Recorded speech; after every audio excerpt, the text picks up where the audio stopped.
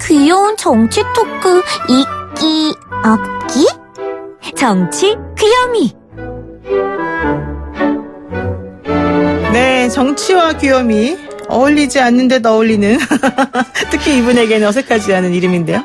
답답한 정치를 아주 귀엽게 잘 풀어주실 것 같은 정치 귀요미 더불어민주당 이재정 대변인과 함께합니다. 안녕하세요. 네, 안녕하세요. 항상 파이팅 하려고 딱 왔다가 저를 겸손하게 만드는 오프닝입니다. 아, 근데 얼굴이 너무 빠지셔가지고 사실은 좀 걱정돼요. 아, 네. 제가 그 소화기관이 좀 안 좋아서 한동안 밥을 좀 못 먹었더니 얼굴이 좀 빠졌다 이런 얘기 저한테는 좀 칭찬인 편이라 후덕한 분이라 제가. 아이고 그래도 건강에 신경 쓰셔야죠. 네. 걱정하시는 분들이 많은데. 모두 건강하세요. 네네. 자, 우리 이제 본격적으로 얘기 한번 나눠보겠습니다. 더불어민주당이 21대 총선의 2호 공약으로 벤처 4대 강국 실현을 내놨는데요. 이게 1호 공약이 무료 와이파이 정책이었잖아요. 네. 근데 두 번째가 벤처 4대 강국 실현. 그러니까 경제 라인으로 쭉 간다 이런 뜻으로 봐야 될 걸까요? 네. 경제 중에서도 어떻게 보면은 민생 경제죠. 그러니까 대기업 주도의 어떤 우리 산업의 발전의 시기를 넘어선 다음에 다음 먹거리는 사실 이미 예정됐던 바인데 법과 제도가 못 받쳐주고 있었어요. 우리가 와이파이 공약이라고 했을 때는 정당의 1호 공약치고는 너무 미세한 부분까지 터치했다. 약하다. 예, 그런 얘기도 있는데 그만큼 꼼꼼함. 사실상 피부로 느낄 수 있는 꼼꼼한 정책에 이르기까지 약속을 하겠다라는 취지, 그다음에 젊은이들에게는 정작 그 이슈가 생각보다 많은 반향을 일으켰거든요. 네. 젊은이들이 생각하는 것은 사회 거대 담론이 아니라 그러니까 거대 담론과 같은 것은 지난 대선 즈음에 해서 나름의 사회적 합의를 이뤄가고 있는 상황이고 그 다음에 실천적 목표를 궁금해했던 것이고요. 그 다음에 벤처 같은 경우는 우리가 IMF 직후에 벤처 부흥 시대가 있긴 했지만 사실상 우리는 스케일업에는 좀 약했었어요. 네. 소위 말하는 스타트업 기업에는 많은 투자들이 됐지만 그 스타트업 기업들의 투자한 이후에 일정 기간이 지나고 나면은 스케일업 보다 몸집을 늘리고 이제 안정적으로 그렇죠. 네. 안정적으로 성장하는 과정에 있어서는 국가 지원이 끊기는 상황들이 많이 발생을 했거든요. 그렇죠. 그래서 우리가 4대 강국이 되겠다라고 얘기했을 때는 그렇게 독보적인 벤처 기업들이 또 이제 세계에서 또 이름 높일 수 있는 뭐 페이스북이라든지 여러 가지 구글이라든지 있지 않습니까? 그와 같은 기업들이 되어주고 또 그런 기업들이 탄생할 정도라면 스케일업의 사회적 시스템이 되다 보니까 다른 벤처 기업들도 나름의 중견기업이나 또 든든한 어떤 소규모 기업체라도 청년들이 마음껏 역량을 펼칠 수 있는 그런 기업들이 많은 환경이 되지 않을까라고 생각을 합니다. 그렇군요. 사실 4차 산업혁명이 이제 결국은 도래하면서 사람들의 일자리 같은 것들을 많이 바꿔놓는 보수적인 그런 상황하고 좀 비교해 봤을 때 그런 의미에서 좀 뭔가 새로운 것을 또 찾아야 된다라고 생각하고 있는데 벤처 산업으로 이제 눈을 돌려서 육성을 한다. 그러면은 훨씬 더 방향성이 좋다라고 볼 수도 있겠네요. 이게 쉽지 않은 일인 게요. 많은 사회 구성원들의 노력과 합의가 필요한 것이 무엇보다 금융 영역. 사실 뭐 국가금융이 아닌 이상 이런 금융계의 어떤 자성도 필요한데요. 그렇죠. 지금은 안정적인 대출 위주의 금융 지원만 가능했습니다. 그래서 네, 맞아요. 스케일업을 하든 스타트업을 하든 국가 차원의 예산이 반영되지 않으면 안 됐는데 투자적 개념으로 때로는 모험적 투자를 위한 어떤 물론 이제 본인의 수익 구조를 위한 확률적인 나름의 계산은 필요하겠지만 금융업계에서도 어떤 적극적인 투자의 여건을 마련하는 방식으로 본인들의 전략을 지금까지와는 굉장히 다른 금융 시스템이 될 겁니다. 함께 노력하는 것들이 필요하고 그런 화두를 통해서 소위 이스라엘 우리가 많이 얘기하잖아요.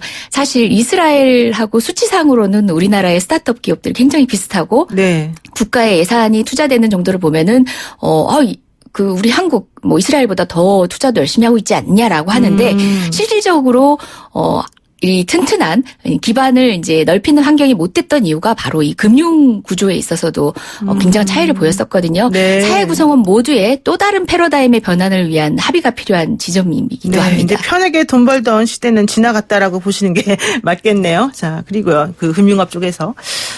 그리고 또 조금 이제 곤란할 수도 있는데 청와대 할명수사 선거계 의혹을 수사하는 검찰이 송철호 울산시장을 어제 처음으로 소환하면서요. 임종석 전 대통령 비서실장이 관여한 것 같다. 뭐 이런 얘기도 좀 하고요. 또 송철호 시장에게 그 울산시장 선거 출마를 요청한 사람이 임종석 실장이다. 뭐 이런 얘기도 했다는 겁니다. 메모를 네, 확보했다고 메모. 하면서. 예. 이거 앞으로 어떻게 될까요? 뭐 그 사건과 관련한 메모라는 것도 사실 뭐 부시장의 관련 업무 일지라고 얘기하지만 업무를 기성에 일어난 사건을 기록한 것인지 아니면 나름의 본인의 아이디어를 기록한 것인지 구분을 못할 정도의 내용이 담겼던 그 수첩이 한번 회자된 적이 있었잖아요. 네네. 근데 지금도 뭐 어떤 메모가 발견됐다라고 하지만 제가 뭐 그 메모의 정확성이라든지 메모를 신빙성 있는 증거로 볼 수 있을지는 추가적인 어떤 정보들이 필요하고 검찰발로 나온 얘기가 납득 안 되는 건 제가 그 사건의 또 당사자기도 합니다. 아, 그래요? 왜요? 예. 어떻게 이런 됐죠? 식으로 저를 또 피의자로 인입하나요? 그건 아니고요. 네. 제가 당시에 지방선거에 공천 심사를 담당했던 위원이기도 합니다. 아. 저는 울산시장 선거를 생생하게 기억하고 있거든요. 네. 면접도 봤고요. 네. 그 나름대로의 우리의 합리적인 합의제 기구에서의 논의 과정을 정확히 기억하고 후보들의 면면을 기억하기 때문에 사실상 이러한 무리가 필요 없었던 상황입니다. 네. 그리고 각 후보들의 어떤 정치 역정들을 보더라도 당시로선 출사표를 던질 수밖에 없는 나름의 사연들을 다 가지고 있었고요. 네. 지방선거 당시에는 더불어민주당은 굉장히 좋은 지표에 고무적인 분위기였죠. 그렇죠. 네. 그런 상황에서 특정 전략지구를 그것도 청와대 차원에서 사실 더불어민주당이 그 정도로 당청이 모두 합의가 돼서 전체적 계획을 세워나가는 정당이면 참 좋겠다는 얘기도 농삼아 한번 붙여봅니다마는 네. 그럴 여력이 없는 때였습니다. 아. 대선 출범하고 사실상 1년 남짓인데 지방선거 기획은 당으로서도 총력을 다해도 사실 지금도 부족했으면 부족했지 이 정도의 기획이 가능했던 그런 상황은 아니고요. 지방선거의 예측은 누구든 후보자가 되면은 어느 지역이든 몇몇 지역만 제외하고 일부 지역, 이제 경북 일부 지역만 제외하고는 사실 모두 이제 그래도 좋은 결과를 예측할 수 있는 상황이었기 때문에 네. 정치 영역에 활동했던 많은 분들이 출사표를 던질 때입니다. 그리고 그런 지표 아래에서 이런 무리수를 둔다? 좀 납득하기 어려운 지점들이 있습니다. 그리고 또 무엇보다 당청 간에 최근에 당청 그다음에 정 간에 어떤 협력이라는 게 굉장히 막 어려워지고 있어요. 네. 자연스럽게 이루어져야 되고 직군 여동으로서는 필요했던 부분조차도 지금은 형사사건화되고 혹여 누군가의 눈에는 다른 외형으로 보일 수 있는 거 아닌가라는 주저함들이 현재 있기까지 하거든요. 사실 검찰의 수사가 한계점을 넘어서서는 안 되는 영역도 있는데 그 당의 정무적 판단에까지 뭐 추 장관의 책임까지 묻고 있는 부분들을 보면 정치에 짧게 관여했지만 사실상 그런 공천 관여 시스템에 있어 충분한 경험을 해봤던 저로서는 납득 안 되는 지점이 많은 수사입니다. 그 청와대 선거계획 관련 내용은 사실 예전에 박근혜 전 대통령이 공천과 관련해서 여론조사도 돌리면서 뭔가 개입했다라고 하는 것하고 오버랩이 되면서 이런 식의 그 지난번과 같은 기준을 들이대면 이번에도 좀 똑같다라고 볼 수 있는 거 아니냐 이런 얘기도 있던데 그건 아니라는 뜻인가요? 그 박근혜 대통령은 감별을 하셨죠. 그리고 뿐만 아니라 그 박근혜 대통령 당시에 청와대 행정관이었나요? 정확치 않은데 제가 자료를 봐야 알 수 있는데 심지어 경선 대상자를 선정하는 방식의 당정 협의를 했는데 검찰에서는 무혐의를 했거든요. 그랬던 사안도 있습니다. 이번에 김동호 전 최고위원과 예를 들면 송철호 시장하고 간의 뭐 경선도 이거하고는 같은 거예요? 비교도 안 될 만큼 거기서는 경선 당사자를 지목해서 구분해냈습니다. 그런데도 무혐의를 냈던 네네, 검찰이었다? 네네. 그 사건 자체는 의아한 결론이라고 생각하지만 네. 여튼 그렇게까지 정당 내부의 나름의 자율성을 그렇게나 존중하셨던 분들이 그 사건에 있어서는 되려 엄격하게 판단했어야 하는데 판단을 회피하고서 지금은 사실상 정당의 정무적 영역 안에 있는 내용 그다음에 당정에 충분히 논의할 수 있는 내용까지도 이게 법의 잣대를 들어대는 방식은 글쎄요. 나중에 결론은 차치하고서라도 수사에 움직이는 방향 자체가 여론에 영향을 줄 수 있는 걸 생각하면은 심각하게 우려스럽다고 생각합니다. 그렇군요. 예. 그럼 또 하나 여쭤볼게요. 조국 그 전 민정수석 시절에 백원우 당시 뭐 그분하고 실질적으로 공소장에 나와 있는 대로 보자면은 유재수 비위 뭐 봐주는 게 어떠냐라는 뭐 얘기도 나왔다고 하고 그래서 검찰에서 또 이번에 이제 어제 조국 전 장관의 공소장 얘기가 계속 나오면서 이거는 명백하게 우리 사람인데 이재수 같은 경우에는 좀 봐줘야 되는 거 아니야라고 해서 조국 전 장관 당시 수석 입장에서 사건을 덮었다 이런 얘기가 좀 나오지 않습니까? 뭐 네. 그런 부분하고는 또 어떻게 연결이 그 내용대로라면은 문제가 될 수도 있겠죠. 근데 엄연하게 이제 뭐 거시하셨다시피 공소장의 내용이고 처음부터 검찰의 수사 방향은 청와대를 겨냥해서 이제 청와대의 뭐 한두 인사가 아니라 실질적인 청와대의 핵심 의사결정 구조를 공격하는 방식으로 수사가 이루어졌고 공략하는 방식으로 수사가 이루어졌고 그런 수사에 기인한 어떤 공소장으로 보이는데 어찌되었건 간에 뭐 수사의 당부에 대해서는 제가 사건에 접근할 수 없으니까 모르겠지만 그건 뭐 법원의 판단에 판단을 기다려 봐야죠. 그 네. 내용과 같다면은 그건 뭐 문제 될 수 있겠지만 그 내용이 이미 입증된 게 아니라 공소장의 내용이라는 거. 그러니까 울산시장 선거 뭐 개입 여부 그것과 관련해서 완전 또 좀 다른 결이 다른 그런 성격의 수사다. 별개의 사건임에도 불구하고 뭐 관련된 내용은 법원의 진행 과정, 재판 진행 과정과 결과를 지켜봐야겠죠. 그렇군요. 근데 이제 이 건 제가 왜 말씀드렸냐면 이게 검찰 중간 간부 인사를 앞두고 그 이른바 상갓집 항명 사태, 항의 사태 이게 벌어지면서 이게 조금 그 추 장관과 윤 총장 사이에 인사 관련된 팀겨루기 같은 게 좀 있다. 그리고 또 특히 윤 총장이 대검찰청 기획관과 가장 위임하는 게 좋겠다라는 의견을 전달하면서 검찰 인사가 앞으로 어떻게 될 것인지 조금 지켜봐야 되는 입장이긴 하지만 좀 걱정스럽다 이런 얘기 나오니까 요 얘기가 사실은 좀 연결이 돼서 제가 여쭤보는 거였거든요. 뭐 연결이 되는지 모르겠지만 일단 그 사건 같은 경우는 프레임 두 가지 있는 것 같아요. 항명 프레임과 추태 프레임 있는데요. 프레임 두 개입니까? 그 항명도 항명이라고 명명할 수 있을 때는 나름의 방식이 필요한 겁니다. 어떤 시점에 어떤 방식으로 어디에서 그죠?